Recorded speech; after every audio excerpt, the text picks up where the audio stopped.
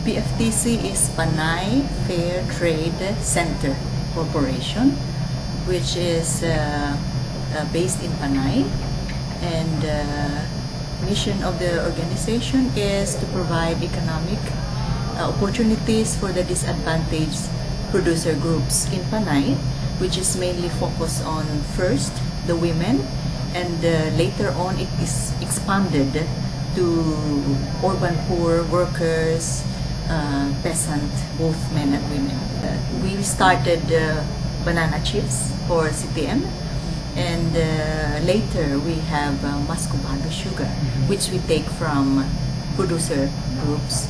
Banana chips we produce as PFTC, and later on, years later, we have the ginger chew.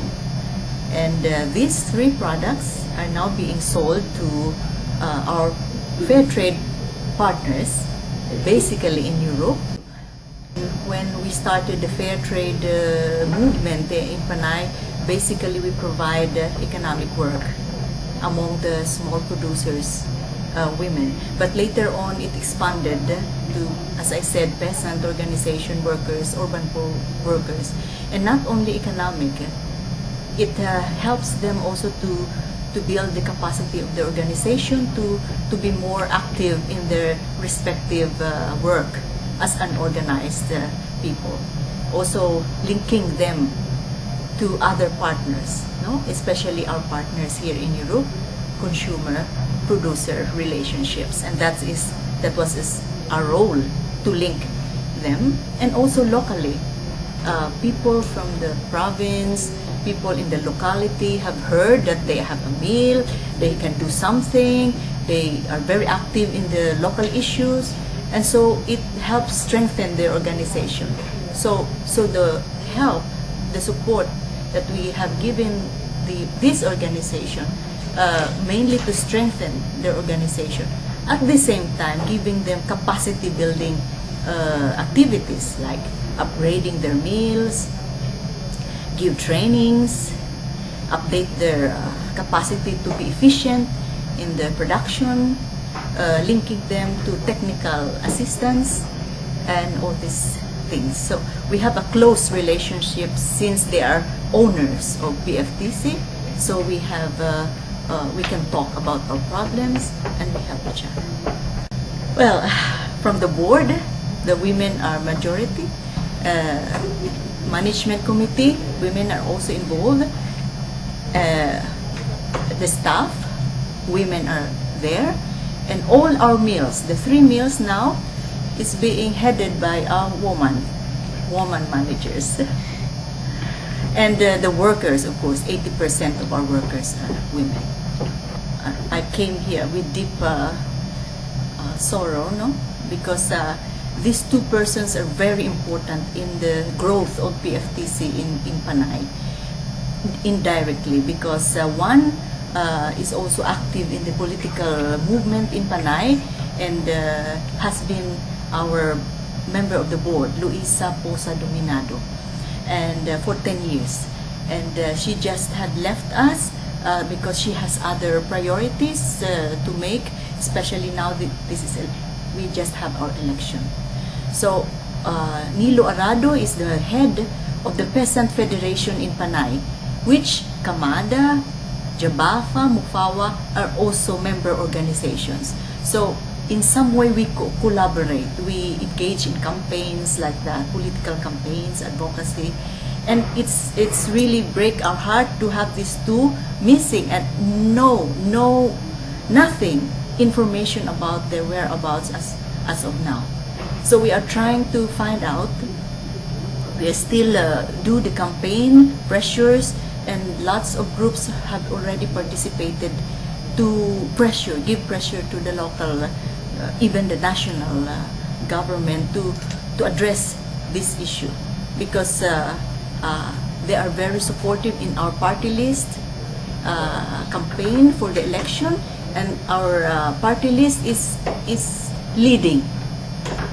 Meaning people want to have this party elected, and that's a threat to our local government now, because these organizations are really pushing the main basic demands of the majority of the disadvantaged groups, which since the beginning, Maria Luisa Posa Dominando, for instance, is a survival of Marcos dictatorship. And until now, she remained in the city, tried to fight the issues of the peasant, the women, urban poor, all these things all her life. And it's just very hard for us to accept that she is one of those that are missing, which is also being experienced by other people nationwide. So it's about more than 800 people had been killed already, and not including the missing, which is more also. So officially, PFTC or the Panay have them as, I think, the first that have been abducted, and we are very sure that it was the military hand has a hand on this, and because they have received death threats previously, but it did not hamper them to move on, but it happened now, and we just need your support in whatever form that you can support us also, as so that we can move on with our fair trade objectives, not having been be hampered or stopped by this kind of atrocities to us, because we know that we are doing the right thing for the people. Now and in the future, we expect that the CTM fair trade organizations globally will be more closer to the producer groups, because this is not only a local issue. This might be a global concern, which are the producer experiencing right now. Oppression of the state. And all the more people will realize that all the more the people will be more united and more vigilant to study, to raise our awareness about what's happening globally, because people now, small poverty is not being addressed. I mean, the extent of growth, of development and better life is not really very dramatic. You know what I mean? It's not being addressed still up to the moment. Most of our people in the Philippines still survive with $2 a day, US dollars a day. So it's not a good indication that we are moving forward. That means there are basic problems that worldwide we have to understand and to unite, to agree, and what we have to do. So we have to be more sensitive to the needs of the poor, which is the majority, which is women is 50% of the world labor, and somehow we can together make a stand, not just separate that is a political, this is a separating, no, but we see that our fair trade work is very linked with our political economic situation, so that we can educate also the farmers in what context we are in, which is limited, and it can be also affected by the global system, which is, as of the moment, it's for the big, it's not for the small, and that's we have to make a change step by step together. Yeah, well, I just wanted to add that